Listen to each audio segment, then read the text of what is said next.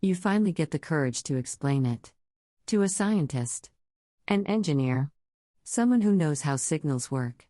You lay it out clearly. The shielding you tried.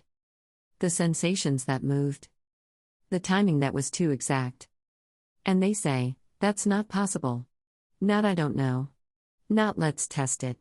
Just, that's not real. And something in you breaks. Because you thought they were the ones who would believe. Most engineers don't reject reports like these because of technical facts. They reject them because of cognitive collapse.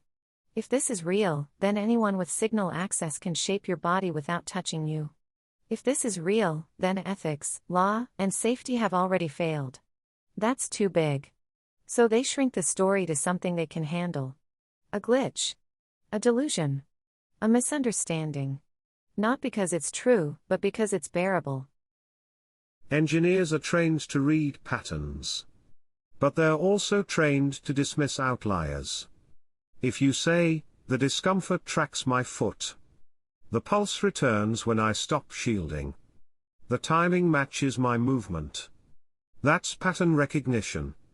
But when it comes from a person, not a device, the signal is reframed as noise. Perceived user discomfort is interpreted as anomaly attribution rather than signal design. UMAC 704.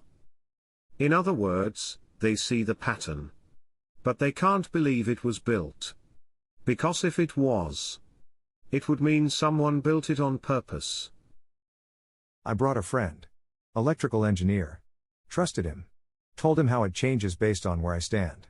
How I could feel it without knowing where it came from. He laughed. Said I was imagining things. That fields don't do that. That no one would build something like that. I said, but it works. And he said, then it's your mind. And I realized. I was alone.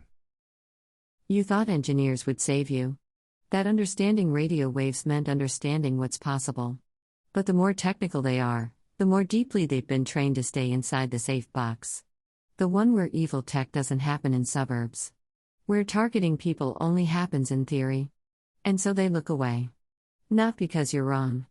But because you shouldn't be right. Next, MBQ 4.3, what it waits for, your calm, your laughter, your letting go. We'll examine how feedback systems choose not when to start, but when to strike. And why joy, relief, and stillness often become their preferred moments.